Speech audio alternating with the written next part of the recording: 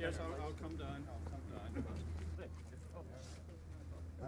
I am not demonstrating my contempt. I very much welcome this initiative, very much welcome it.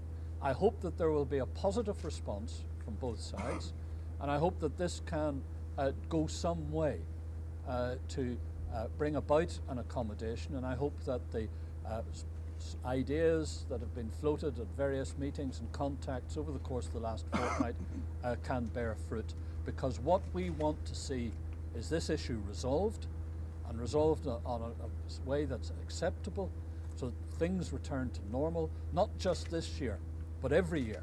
To the Prime Minister, the statement from the Prime Minister's office.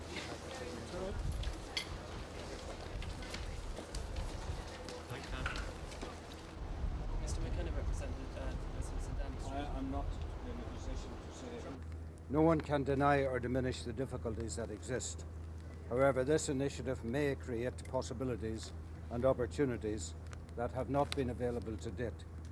The formula for these talks provides the safeguards necessary to ensure that everyone can approach these discussions with no preconditions and no predetermined outcome. No position or principle is prejudiced by these arrangements. And I'm sure we'll know that before the evening's out. Is this a last?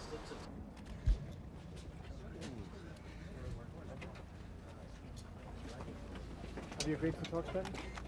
Have I what? Have you agreed to the proximity talks? Well, all I can say at this stage is I'm only out of a meeting with G7. We had a very good meeting, a very constructive meeting, a very positive meeting.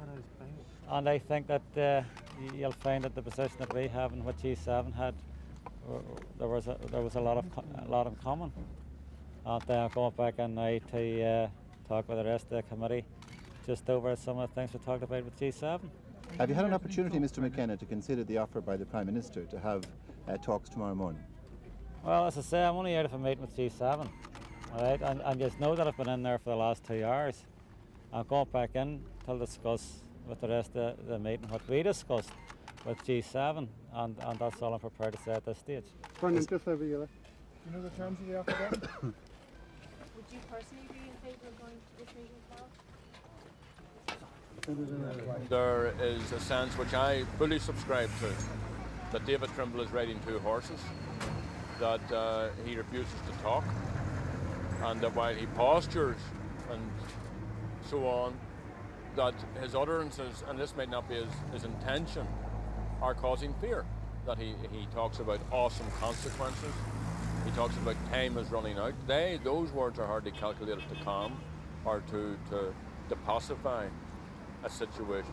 And then finally, my own opinion of all of this, that it is still entirely manageable, that the resolution will be found in direct dialogue, getting a voluntary accommodation, and in the meantime people should not be stampeded by either the utterances of the David McNarrys or the David Trimbles, or the actions of the loyalist bully boys or the Orangemen.